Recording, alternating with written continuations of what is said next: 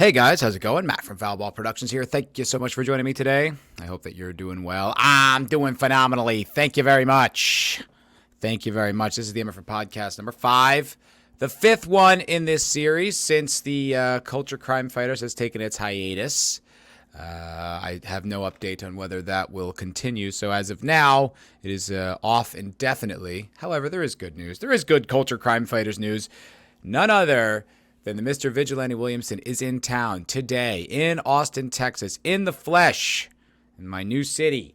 And I'm going to visit and meet the man, finally see his face, and hopefully have a beer or two with the man. And I will tell you all about it on Friday's show, because Vigilante is great. Vigilante is he's the Culture Crime Fighters, you know? Me and him, we did that show for over a year. Had a lot of fun. Did a lot of good stuff. Had some good guests. Gary, Chrissy Mayer, Comics Division, Cameron Pasha. Hello, Luke. Luke is here. Luke is here. I'll tell you all about that. I'll tell you all about that that storied meetup. And Luke is here. Now, me and Luke have been going through it recently. Not there's anything between me and him. We're on great terms. But Homeboy has had fleas. And you know this if you watch this show. If you listen to any episode to this show, you've heard all about it. Well, God damn it. If it won't stop. I can't get Luke with the fleas to stop. It's crazy. It's absolutely crazy. I've tried, look at all his hair. Oh my God. I've tried oral medication.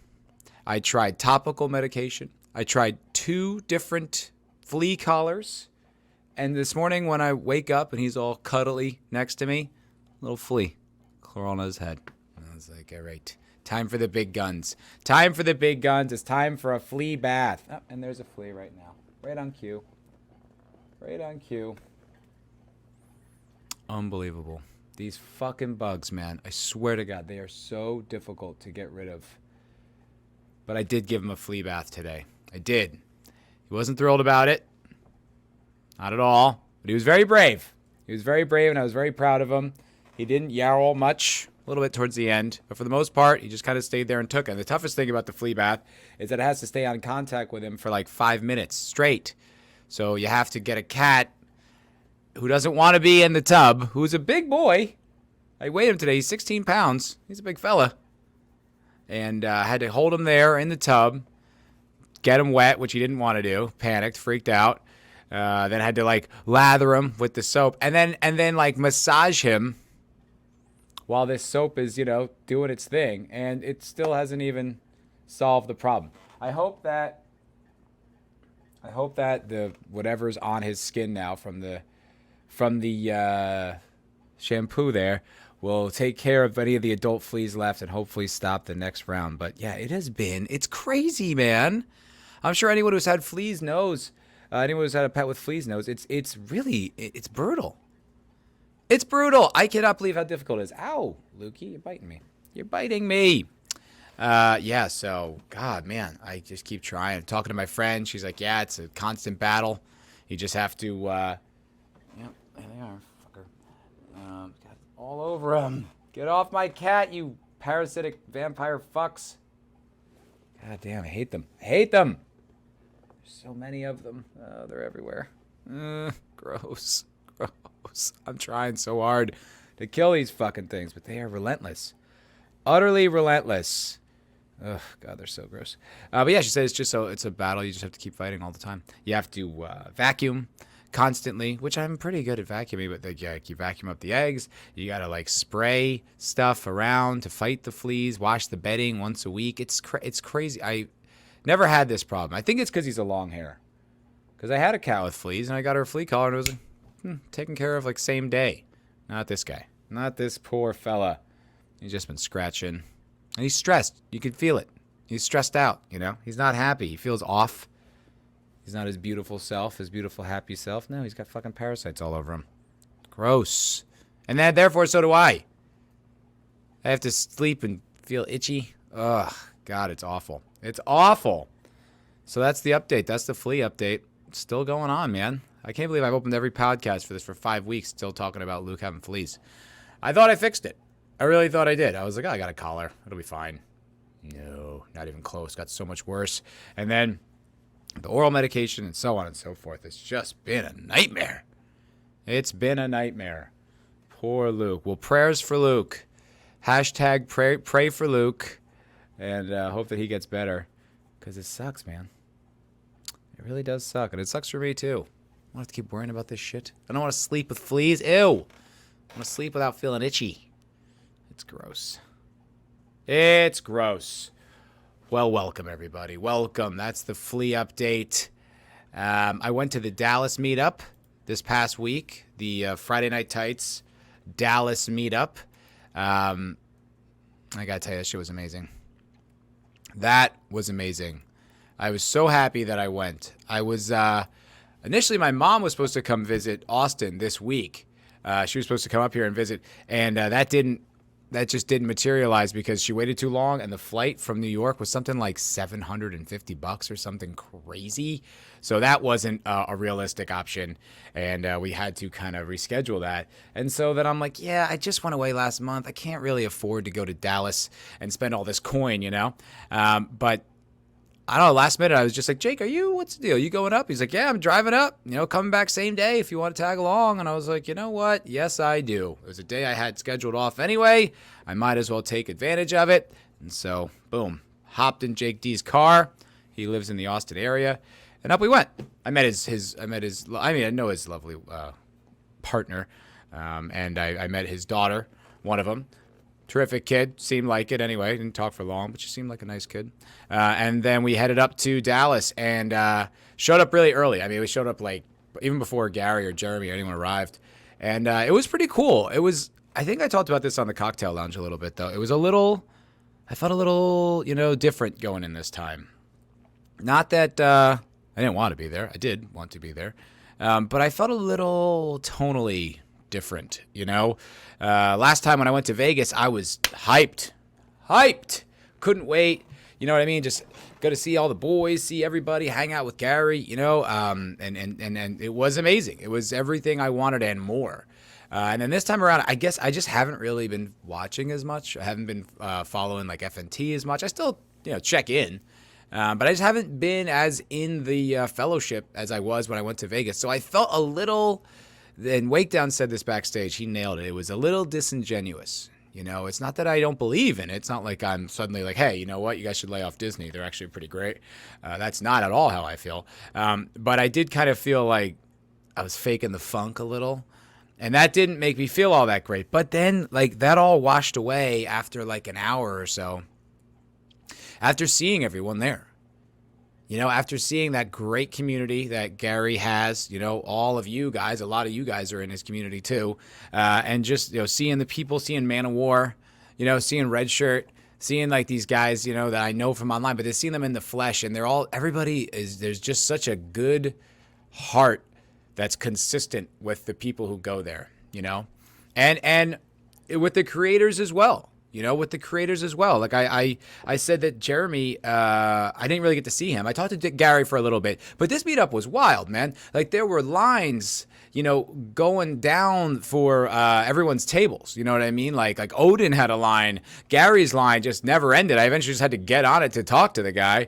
Ryan Cannell, everybody. It was so much more people there and so many more people, the time that needed to be given so that these guys who, do this stuff constantly can connect with the fans, the people who, pay and support him and follow him. And, it was great, but I didn't get to talk to Jeremy. And so 0 hours approaching, and I got to get out the door because we got to drive back to Austin. Jake's got to get up in the morning to drive back in Dallas. So the clock's ticking.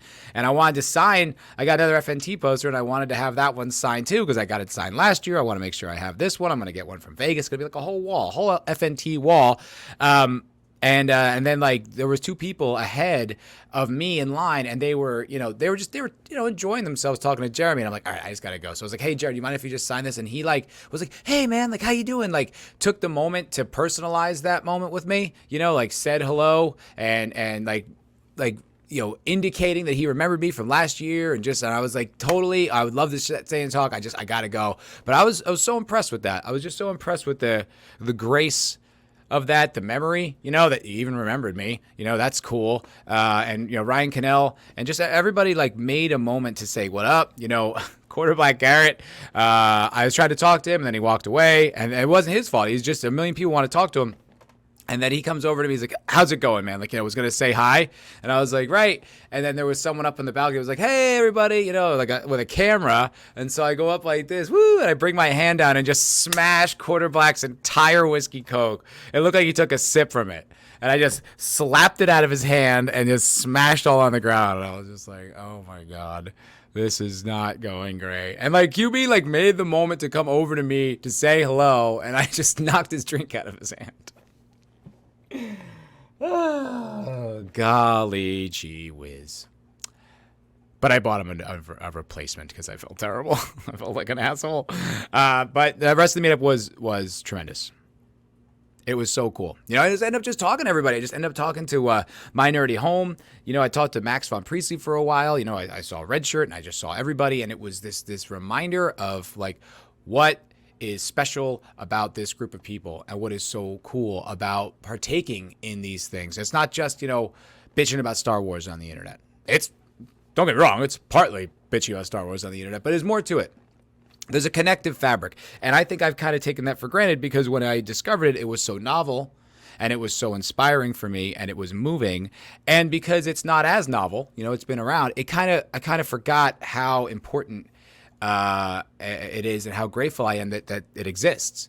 And this meetup really reminded me of that. And I was so happy to see everybody. I felt lucky to even be there and to be like recognized and to, be recognized by people that I respect and that I enjoy, that I think are funny and I think are talented and I think are doing good work and doing hard work. I can't really put it into words, but it was a magnificent experience. And I was really grateful to have gone, and I am 100% going to be in Vegas. Like next day, I think, like booked my flight, booked my hotel. I'm staying at the Flamingo, by the way. If you want to be there, if you're going to be there August 17th to the 20th, I will be there. Cat hair in my mouth. But I will be there for the duration. There's going to be the meetup, probably more than that. Last year we went to an escape room, which was fun. Drank by the pool with Eric K. 2 different meetups at the Millennium Fandom Bar. Played some poker. I mean, it was just a dream of a vacation, and it was just genuinely one of the best times I've ever had. So, yeah, recommend it if you have the means. Make your way to Vegas, August 17th. Come out, say hi. We'll have a few drinks, play some blackjack, get goofy. Pretty dope. Pretty dope. All right, now I want to talk about something I'm hesitant to talk about because it's personal stuff, but I don't know. I just don't know who else to talk to about it, honestly. And so I'm sharing it with all of you. So there's this girl that I work with who I talked about this a little bit with me and Vidge, that I took an L arguing with SJW types or girls with their girl opinions about bullshit, And I took an L because she was this absolutely gorgeous chick that I work with, and it's really difficult.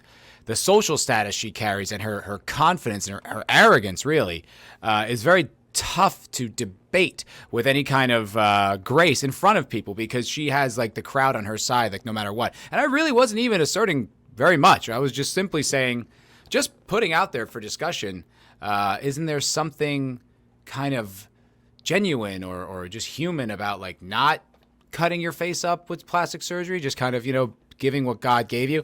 And, man, she didn't like that take. Not at all. She called me a caveman or something like that. And, it was not good. But I really felt like it didn't get too out of hand. I just firmly disagreed with her. And then when it got weird, I was like, I'm just going to walk away from this conversation. I just don't want to do this anymore. Very peaceful. I just don't want, this doesn't feel like it's going anywhere productive. Well, the next day at work, her boyfriend, who also works with us, was not, he's a pretty cool guy, but he was definitely listen, man, you can't tell a woman stuff like that. And I was like, what are you talking? I wasn't telling her anything. I was just having a conversation. She's like, well, that's not how she heard it. I'm like, I can't change how or what she heard. I was simply just having a conversation. Well, that was kind of the end. The beginning, actually, not the end of anything. It was the beginning of this like silent feud between me and this girl at work, right? Like forever. Like now she hates me. And I actually went out of my way to apologize to this girl. I wrote a message to her with the app that we work with to communicate, and I went out of my way and apologized. And I was just like, hey, listen, I didn't mean for that to come off any kind of way. I was just having a conversation. I don't, I'm not interested in having like any kind of strife with you, if that was, or whatever I fucking said. Something along those lines. It was just like, more important to have a good relationship at work, and I don't want to have any problems moving forward. And it was blah, blah, blah, blah. Very gracious on my part, I felt. Well, not to her. She hated me from that on out. Like, just straight up. I would tell everyone as much, was cold to me. Not mean, but cold, but she's kind of a cold human. And would just there was this growing rift of people that were kind of like on her little orbit and me. And I didn't really care, like I didn't like it. No, I don't like to have anyone talking shit about me, and like kind of creating like a little coven against me. But whatever, it's beneath me. I don't need to care about it. Well, what I started to care about it was there was a girl at work that I was seeing. And this girl that I was seeing, great girl, really liked her a lot. She's very cool. These other girls, other people kind of got in her ear and started telling her things I said, obviously exaggerated and out of context and making me seem like a monster. And, this girl in question, like I was, and it just kind of felt like there's more and more distance between me and this girl. And I'm like, where is this coming from? Like, why is she being like uncool? Like, I've been very cool to her, like I've taken her over to the house. I made her dinner. I've taken her out, we gone to like this great cheese shop, had like this cute, adorable date, like I've been nothing but like chill as fuck to her. And she's just been growing more and more distant. And I'm like, what's going on? And it all came to a head the other night. So this girl, the hot girl, who's the little queen bee chick, she was leaving. It was her last day and everyone was going out for drinks. And I knew I shouldn't have gone out. So I am taking that's my responsibility. I should not have gone out at all. I should have just gone home. And I knew I shouldn't have. I've been trying not to go out after work because I'm spending too much money wasting my time and money. And I didn't. I didn't listen to myself, and I went out. And it was whatever. I didn't care. I'll talk with the boys. Like, I'm friends with a bunch of people like there. It's kind of my friend group at work. It's not a big deal. And this girl's there, and I'm completely ignoring her, trying not to talk to her. But I'm talking to the other girl who I'm talking with, but she's all involved with this clique, and I'm like, this is bad. This doesn't feel good. Who cares? This doesn't feel good at all. Like, they're talking way too much. This feels like there's some kind of little stripping her away from me kind of thing, right? And so we're sitting there, and then the girl in question, the bad girl, says something to me about, she goes, what'd you say, Matt? Like really aggressive and cunty. And I was just like, what? And she goes, what'd you say? I was like, oh, no, nothing. Fuck, have to bleep that out. We know how you feel about that, just alluding to the fact that anyone speaking their mind can't do that unless she agrees, But that's it. I didn't want to get into a fight. I didn't want to get into a conflict with her. And then the girl that I'm seeing goes to leave and just gives like a group goodbye. Just completely no personal, nothing, not say hi to me, nothing. Just a group goodbye. Bye, everybody. And I was like, what's that? And I was like, all right, let me go check this out. So I go, and she's talking to one of the other girls out front. And the one girl's got this like mischievous little smile on her face. I'm like, what the fuck is that about? And then I go and just nothing. Like, I go to say goodbye. Just like, okay, see you later. Like, nice, it's nice working with you. You're a nice person. No, but like, just all that was severed. I was so upset. Like, I was just like, wow, like, that's fucked up. That's fucked up because what is that? Like, this group of girls got inside your head and now we're not cool because of the shit they said about me. Does that sound like the things that I've said to you? Does their characterization match your observations? And I was not very happy about that. And I pretty much just left after that because I was like, I can't. I'm just too upset. I'm too mad. I just was not in a fucking good mood about that whole thing. and just left and went home, and it's been pretty shitty since. I just feel kind of ostracized, from my job, and I don't know what the hell I did except have the wrong opinions in front of other people. I mean, I'm not mean to anyone. I'm very encouraging. I'm hardworking. I'm consistent with my application of things, but I'm always nice, pleasant. I just can't see this, and it just feels so unfucking fair to have to go through this, to have to be put through this as if I am some kind of bad guy when I didn't do anything. Like, as least of all to the girl I'm dating. Like, yeah, I had the audacity to disagree with this person, but so what? Get over yourself. Who cares that I disagreed with you?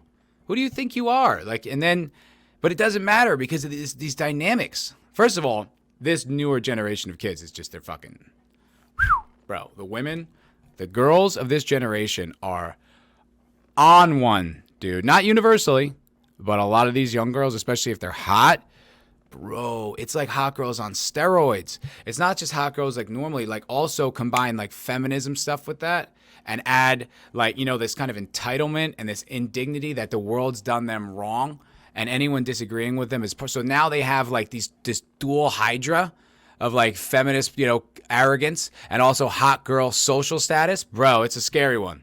It's a scary one because it's like, what do you do? What do you do? You just, you can't disagree with them. You can't agree with them. I mean, if you have any integrity, you can't agree with them. I have integrity. And you can't, what, you can't fight them. Like, they're chicks, you can't assert your dominance. You just have to you just have to avoid them. Like, that's all after that, I'm just avoiding this chick. Like, I don't need this. I don't need this smoke. I don't care about you. I don't care about what you think or your opinions. I just don't want it to affect my life. And up until this point, it hadn't. And then it did. And that was the line. And that was just something very un-goddamn cool I had to get off my chest. Because it sucked. And I feel like dicked over. You know what I mean? Because this chick, didn't like that I wouldn't bend to her will. Well, sorry, but I'm not gonna change how I feel about things or lie about them or whatever. Like, and even so, it wasn't like I kept bringing it up. It wasn't like afterwards, it was like, oh, it's a sensitive subject. Okay, fine. Like, I won't ever talk. I never talked to her about anything ever again. Never gave a shit. Just stopped doing anything about it at all. And it's just, exhibited positive behavior at work. All these, it doesn't matter though. It's like once with these certain people, especially the hive mind types, SJW types, is sort of like aggressive girl types. Once you wrong them once you've had the wrong opinion one time, you've been caught having the wrong opinion, or you wrong them one time, that's it forever. It's over. It's crazy, man. It's genuine persecution. Like, it's nuts. Use social power.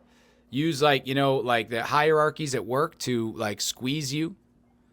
It's wild, man. It's scary out there. Man. I don't know how to navigate it. Like, other than show up to work and don't say anything to anybody about anything other than work, which is like, how do you do that? How do you do that for 8 hours a day? That's crazy. How do you do that? Also, it's a social environment where we work at a restaurant. I don't know, but it's been weighing on me hard. And I'm like, man, I find myself in this situation that I don't want to be in. How did I get here? Part of it is me. Definitely part of it's me. Fraternizing at work. Not a great idea. Doesn't often work out, especially in the high emotional environment of a restaurant. It's not like a office where, you bump into each other a few times, then you see each other at work, whatever. Restaurants is like this, always like this energy around it, and people's emotions get high, and it's probably not it's not a smart thing that I did 100%. But the other thing is, the other side of this, I don't have much life outside of that job and YouTube. There's not a lot of free time for other things. The gym, YouTube, work, occasionally going out with a buddy. I mean, that's about as much time as I have. Where is all the time to fill in and find women and navigate and vet and date? If you meet someone that you like at work, it's kind of natural. Obviously, it kind of blew up in my face, but it's still like, man, It's fucking dangerous out there, boys. It is dangerous out there, man. Watch out for these girls. They're out for blood. Out for blood. You got the audacity to disagree. You got the audacity to say something they don't like against, your patriarchal white man, blah, blah, blah, blah, blah, whatever the fuck. Bro, prepare to reap the whirlwind, gentlemen. It's The Rock. Ed Harris from The Rock. Great movie. Great movie. So that. I just had to get that off my chest because I felt like if I didn't say it, I was lying to you. And I don't want to lie to you. I want to be honest. I want to be a straight shooter. Pew, pew, pew, pew, pew. Shooting straight right at you. So thank you for indulging me with that tale of woe and pussy. But yeah, it's just it's been some shit I've been going through, and I'm really not. It's like there's like a hangover on it. Like I feel negative. I feel bad. It's like I'm pushing it away, but it's still kind of hanging around. And I want to get rid of it. Want to move past it. But right now I'm just in it, and that's how it goes. So thank you for listening. All right, on to other topics. I finished watching Severance. I finished watching season 1 of Severance, and I got to tell you, I think I really, really liked it. It's a really clever show. It's weird. It's bizarre and very, very different. Like, unlike most shows I think I've ever seen. It reminds me a lot of that show that kind of came and went, but I thought was really good. It was with Jonah Hill and Emma Stone called Maniac. And it was essentially about, and it was like this another one that was just this bizarre, like tilted reality that resembled our world, but also was very different. And had like a similar motif of this sort of 80s tech, but in the modern era, this sort of cassette punk thing that exists, this sort of, like cyberpunk, but, cassettes. So it's got that kind of bulky computers and big phones and stuff. And it was, to me, it seemed almost directly inspired by that. Maniac is the show where they're basically trying to develop like a cure to psychotherapy. They're just trying to give you a pill that'll fix it, and you never have to go to therapy again, because the main character, or the main doctor behind the study, has like serious mommy issues with a woman who's a like pop psychologist and is just awful. I think Sally Field plays her. And so he's just trying to break away from that because he hates her so much. And in this show, the main character works for this tech company called Lumen, which is this really bizarre company that like, it's like kind of an Apple. You don't really know what they do. You have no idea. They're like a tech firm, and you get like a little bit of a history. Like they've been around since the 1800s or something. It's very strange. And they're also internally very like referential to the founders and the people who own the company, like Hale Keir or whatever, like the guy who runs it. And they have like these passages. And anyway, the people who work inside this office are severed. And you sever off part of your brain to go into this office. So basically, when you're in the office, you have no memories of the outside world, and when you're outside the office, you have no memories of what goes on inside of Lumen. But what ends up happening is these kind of alternate personas are created inside of Lumen, and they kind of live there forever. They're sort of trapped, and it's like this kind of hell.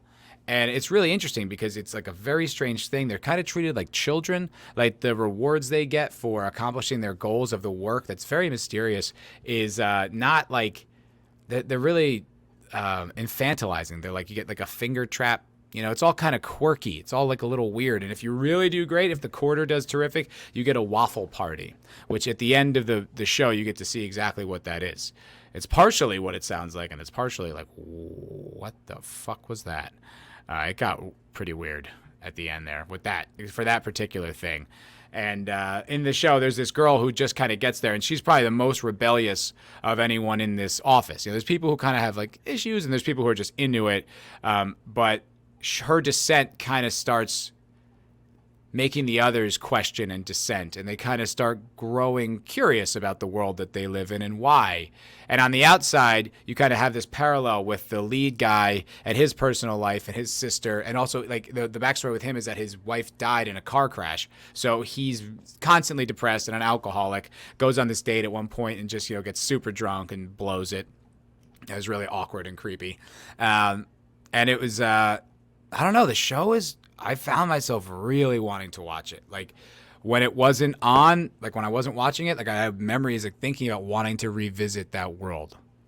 Like it was very compelling, It was a very interesting show in that regard. And it had like the mystery, like the compulsion of what was happening next, really, God damn, it was so hard to not watch the next episode because it'd be getting late. And I'm like, fuck, I gotta get up. I just want to watch the next episode. Like, I need to know what's going on. And it oddly ends on episode 9, which I thought was bizarre. Not 8 or 10, but 9. And that frustrated me because the cliffhanger is huge that it ends on. Huge. Gigantic. Probably the biggest cliffhanger ending of a show like I can remember.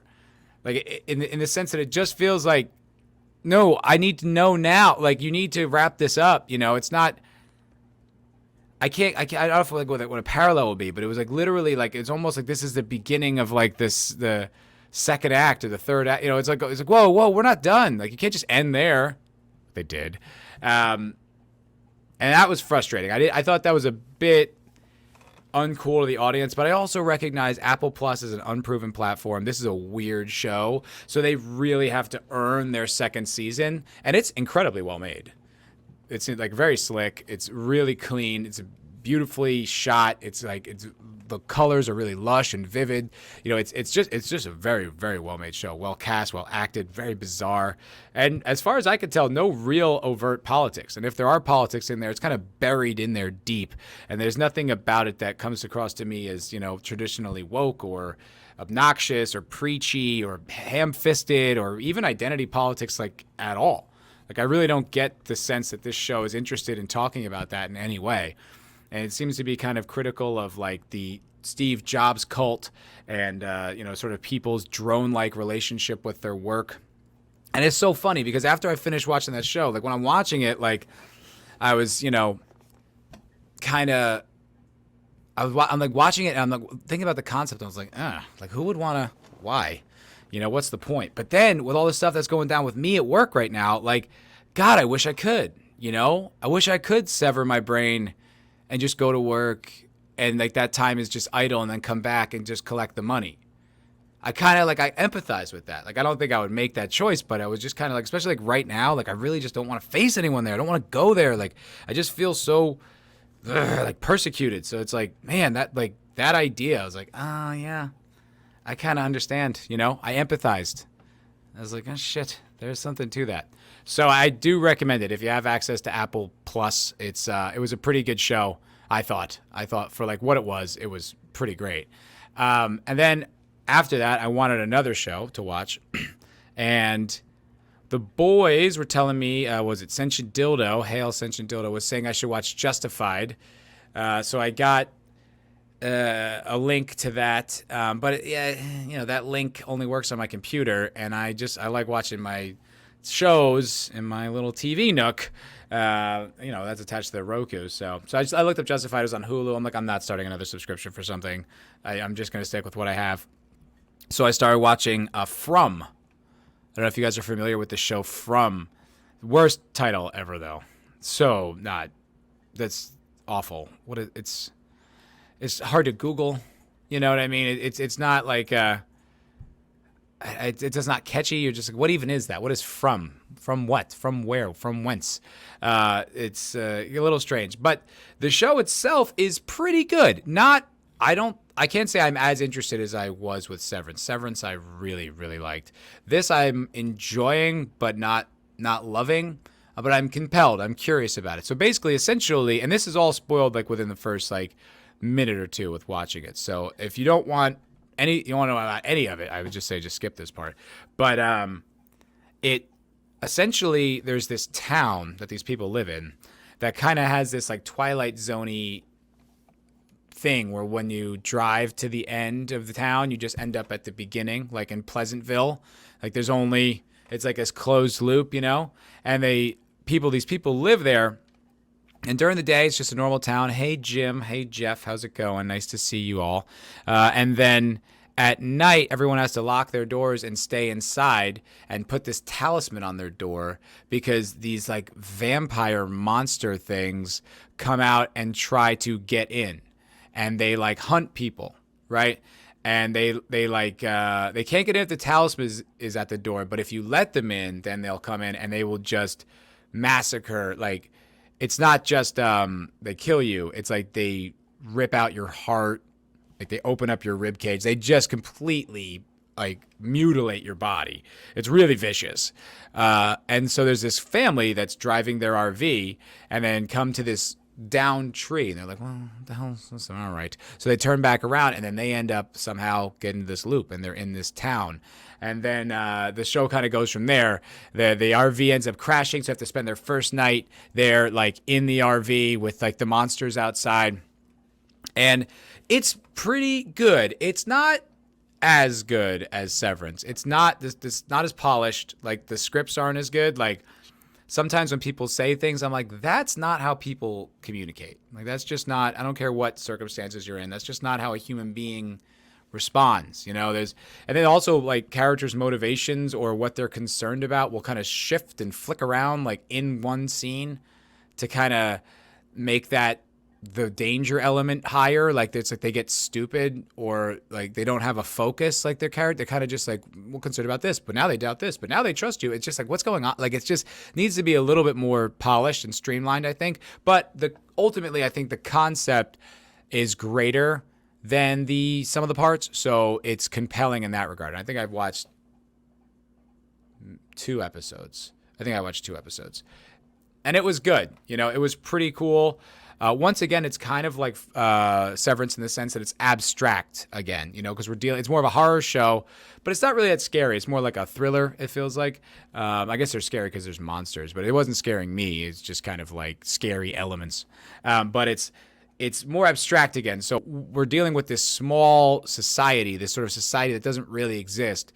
So once again, there's kind of the luxury to not have to address any kind of identity politics or inequities or inequalities or whatever, because this isn't the real world at all, right? It's dealing with something that's like, oh, this weird like space time rift where these vampire things hunt you at night. It's like there's not really a concern with the social whatever they say, their inequities, social inequities and historical injustices and blah blah blah blah blah.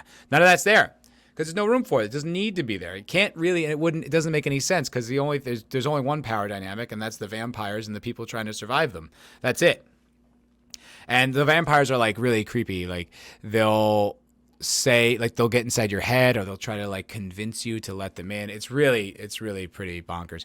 But it's a pretty good show. Like I've been enjoying, I enjoyed my time watching it, which is more than you can say about a lot of shows. So I'll get back to you on like the rest of the series. But as of now, not bad. I think I remember hearing about this a few months ago too. Like someone mentioned it during one of the cocktail lounges and I was just like, what from? I mean, I'm sorry if that title's not jumping out at me, much like the vampires jump out at the kids. Oh, hey-oh! Jeez. That does happen in like the first few minutes. It's pretty vicious. But it's, I don't know, so far pretty good. And quite frankly, that pretty good bar is about all I can hope for nowadays with modern content. So I'll take it. Pretty good, I guess, Pretty good. All right, a little bit of news story topic, actual trending topics. So I guess the Elon thing is happening. Elon is buying Twitter. I guess that sounds like that's official now. I'm not entirely sure. All right, here we go. This is from Fox News. Faux news, man. Do people still say that? Probably not. They're not as clever as they used to be. So yeah, I guess it sounds like that. I'm not entirely sure. Oh God, look at those. Look at these stock numbers. Everything is down. Oh my God.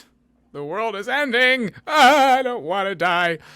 Twitter board unanimously recommends Musk's takeover bid. Now, to me, that doesn't necessarily sound like it's 100% going through. It just sounds like they recommend it, and they're probably like, yeah, we need you to do this because, we're getting a steal selling this. Like, as I understand it, and I don't understand it very well, Elon's overpaying by like a lot. And because everyone's losing money, like Elon Musk's value, his personal value, like his wealth is down like 30% or something. Like he's still over 100 some odd billion, but he's lost a lot of money.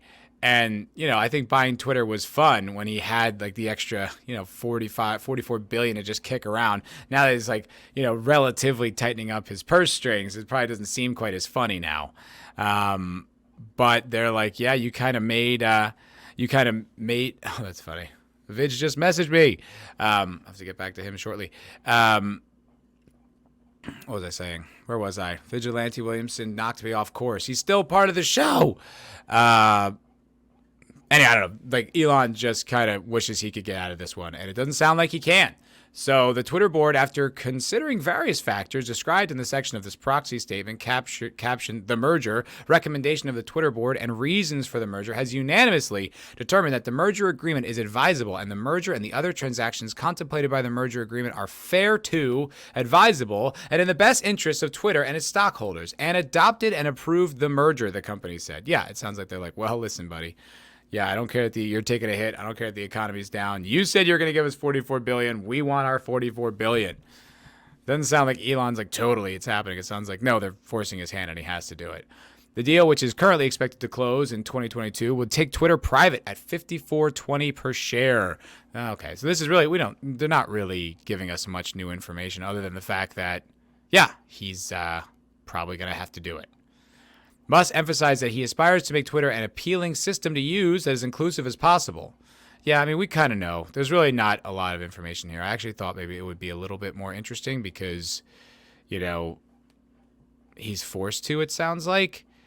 But I guess the whole thing with the bots is his big counter argument. He's saying, right, that the fake bots on Twitter is like, they overestimated how much user base they actually have, which does make sense, right? If you're going to buy a company and it has, X amount of users and you find out it's actually significantly less, well, that definitely affects the value of the company, right? Even though I'm pretty sure he's just using that as an excuse to get out of this deal because he doesn't actually want to buy Twitter. I think he just thought it was funny and then realized, oh, shit, now I own Twitter. I don't want to own Twitter. What a pain in the ass. But that bot thing is real.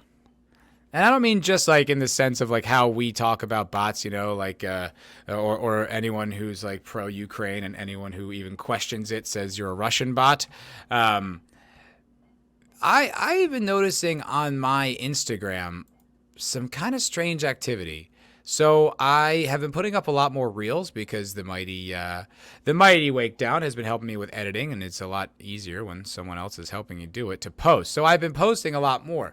And then I get all these likes from these accounts, right, that I've never heard of. But that's kind of the idea with reels, right? The idea with reels, it's like TikTok. It just gets the content in front of people. It's really fast. It's just kind of the algorithm is like this crazy wave, and your videos can go from absolutely nothing to, I have one up from the other day. It's 2,232 views. I mean, that's pretty good for a channel of my size, and like I don't think it's translating into more subscribers, but it's eyes on the content, which is all I really can ask for at this point. However, when I click on these people who liked it, I'm not kidding, like almost all of them are private accounts, which is weird.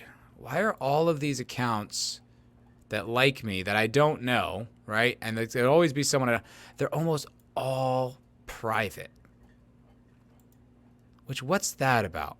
Why are they all private? Like, what was it, all a coincidence? Like, most people I know and follow are not private. Like, I feel like it's 10%. It's usually like girls who just kind of want to talk to their friends and don't really want guys DMing them all day. But like so many of these Instagram people that are liking my stuff are private accounts. And I'm like, that's weird. Like, why? Like, what motivation do you have to be private? And I'm wondering, like, how many of these likes are just Instagram kind of trying to get competitive with TikTok by, saying, hey, you get all this, you post here, you get just as much activity as TikTok. People will like it. People will click on it. It feels like bot farms to me. It doesn't feel like real engagement. I don't get a lot of comments. Or like any, and it's just a lot of likes from people that I don't know why they're all private accounts like that. That seems strange to me. That makes me question the legitimacy of who likes this and why and where is that coming from. And it's usually just like a picture and like some completely innocuous like profile thing. Like, let me see here. There's a user here, Brandon.Woe. He's got 591 posts, 1,000 followers, and he's following 915 people, and it just says bottom of the barrel. This account is private. Okay. TMMTZGR. Only a fool bothers himself with the whispers of those he considers to be nothing. Sounds like advice I could use. 30 posts, 54 followers, 84 following, private account. These are all people that I know. Bryson _Stone _1. 14 fishing, hunting, God first, and I love a good challenge. You see what I mean? Like, they're kind of people, but they're kind of not. Like, and it's all like one line like that. Like, most people I follow on Instagram, like, we just go to like my home, just go home to Instagram, and this guy, I guess this guy is pretty simple. I like drawing. Drawing is my favorite. That is pretty simple. Lethal Lightning. He's like a video creator. He's got all these different things. Says it like where his channel is. It just feels like a real account. These other accounts don't feel real to me. Like, they're too simple. And I'm like, what is all this? Where's this all coming from? So maybe Elon's onto something. Maybe he's right. Maybe the bots are far more widespread than Twitter or any of these social media outlets post. And doesn't that suck? Like, I find myself, on 9gag, I find myself arguing with people all the time. But I kind of like that. You know, I sort of get into it. Like, I enjoy the arguing. It's kind of what's fun about it for me. Because it's like, it's almost 100% anonymous. So it's like people are really having honest conversations. Now, granted, people will be much more vicious because there's no accountability. But there's also, you can't attack someone for having the wrong opinion and attach it to them because it's just an avatar, someone's anime avatar, you know, Ninja Slayer or something, you know. So people get really, you know, you get really honest takes from people. And so, you know, so I end up debating with them a lot. But those, I feel like those are real discussions. Wouldn't it suck if you were having like a discussion with someone online and like on Twitter, even if you're agreeing and it's just a bot, it's just not even a real person? Like, that would be just the worst realization. Like, I just spent energy and time arguing computer code, or, you know, just some Russian dude or Chinese guy who's just got 40 of these accounts. You know, it's just, you know, like, just very, very weird, very strange world we live in. And people inventing accounts and farming out stuff so that they can get their point across or make it seem like more people agree with them. Like, it's so weird. Like, who does that serve? Does that serve Twitter? Does that serve the agenda? Does that serve, what is that? What is that? Who's up to, it's like, it feels like, remember in Ghost in the Shell, there was that the villain would like hack people and like just turn them into shells and just sort of like put like another personality in them so they could do other things for him. Like, it's kind of like that. Like, there's some like mastermind hacker behind all the scenes, you know, just like making all these bot accounts. Oh, that'll get these people arguing, and that'll get these people arguing, and then everyone will get all spun up, and then, you know, this billionaire comes in to buy it. He's like, it's all bots. It's all a lie. Twitter's bots. It's bots. I don't know. It's just weird. It's just bizarre, man. Just like, how could you ever account for something like that? Like, predict that kind of a future? I guess someone probably did, but I sure didn't. But speaking of Elon, this came out a few days back, but I sort of wanted to talk about it because it went past me and I didn't really have a time to get into it. So this is the Daily Wire, which we know, a very impartial news source. But in their defense, they don't pretend to be impartial. At least they're honest about the fact that they have a conservative or right-wing slant. They're not like, oh, hey, we just report the news as we see it. These are just the facts, you know. If you don't like it, you don't like the facts. They're like, no, we're 100%, this is what we do. So I admire that, more integrity than the mainstream media. But this came out, and I was like, wow, this is wild. I'm surprised this story didn't have more legs, or I didn't hear more about it. Maybe I just wasn't listening to the right sources, but just surprised I didn't hear about this. Get woke, go broke. SpaceX fires employees who wrote a letter blasting Elon Musk's behavior and values. I mean, the get woke, go broke thing is, I think Sentient Dildo once described it as copium, and I've kind of subscribed to that belief because it never felt right to me. I never believed it. I was like, doesn't really look like that. Looks like Disney's still kind of chugging along. I think they have the most subscribers of any subscription-based service. I mean, I heard their stock's down, but everyone's stocks are down. So is that because people are sick of it, or is it because it's just kind of the timing?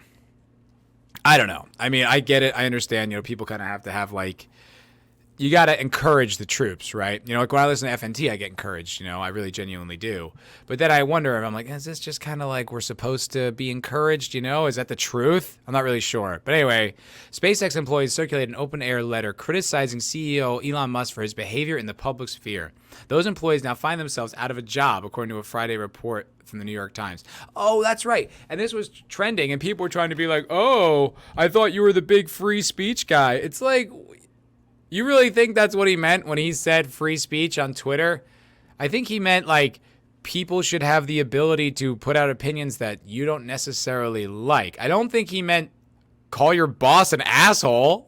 like I'm like a fucking staunch, like I want almost universal free speech. I'm really big. I think it should be something that we push harder for, even harder than we do now. You should have to hear wild things all the time because I think it's the only way to grow. It's the only way to deal with things. It's the only way to like snuff out bullshit too, is to like have a real open discussion.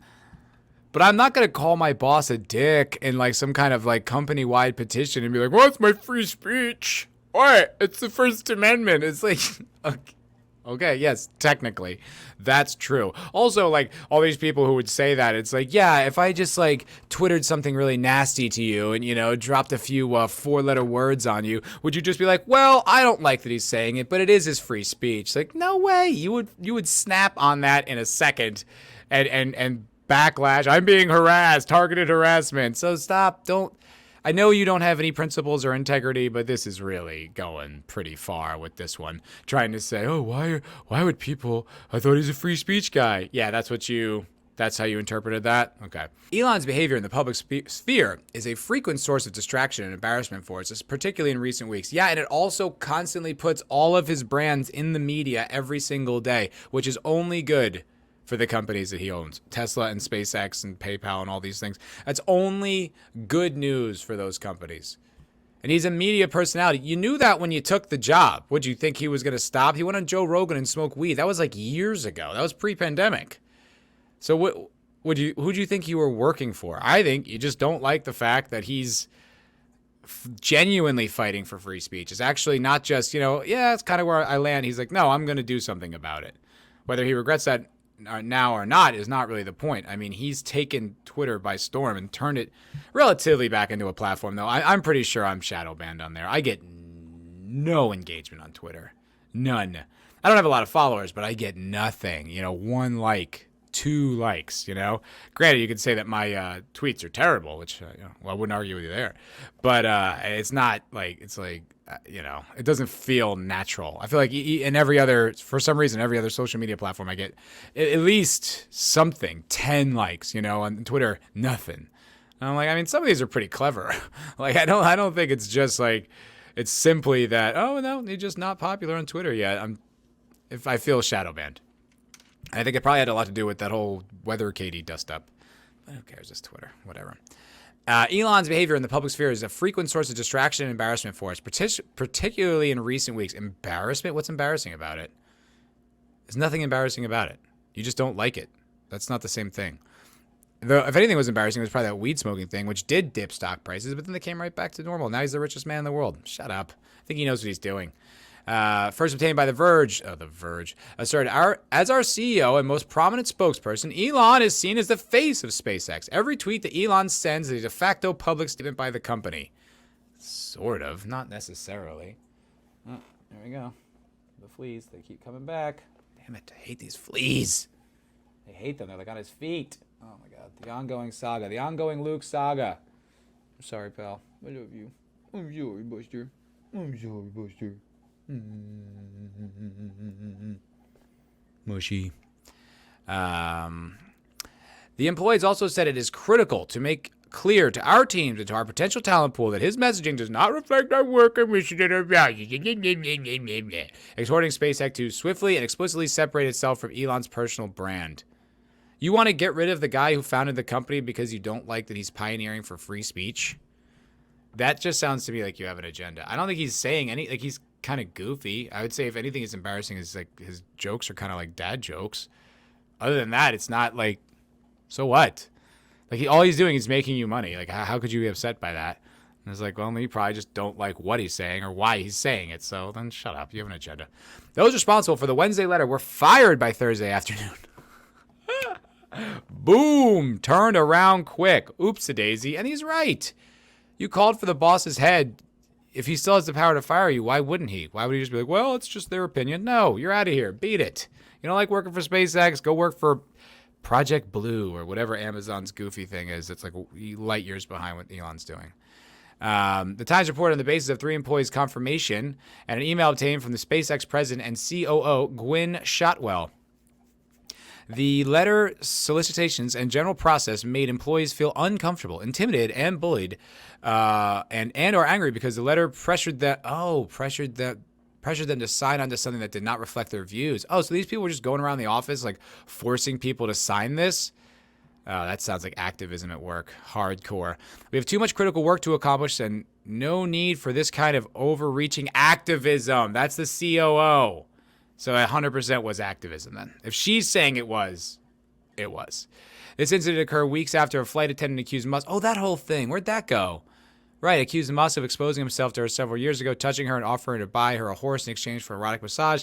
Shotwell likewise dismissed the allegations to the company. Personally, I believe the allegations to be false, not because I work for Elon, but because I have worked closely with him for 20 years and never seen or heard anything resembling these allegations.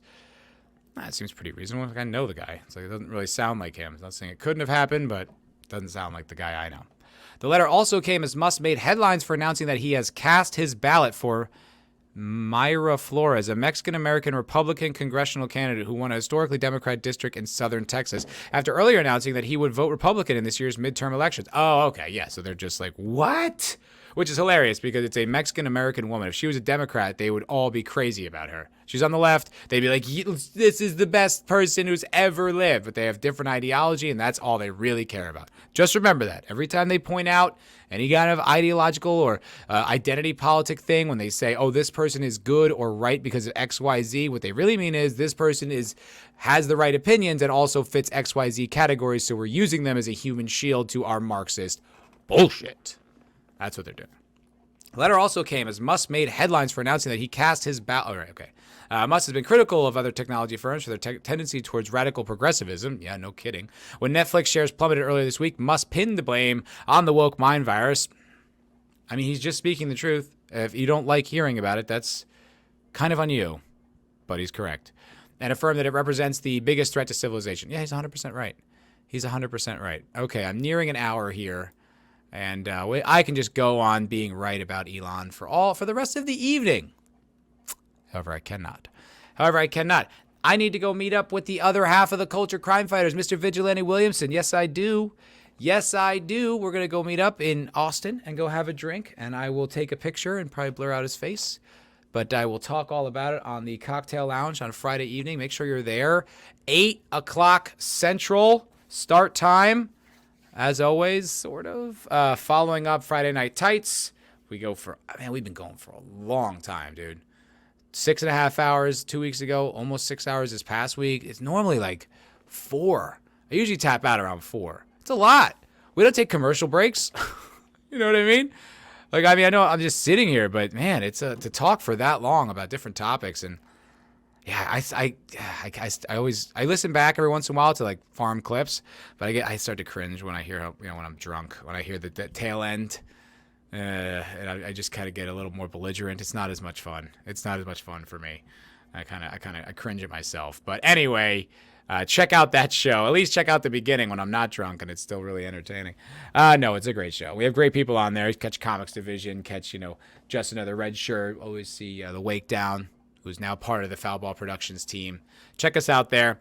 And also make sure you subscribe to this show and channel.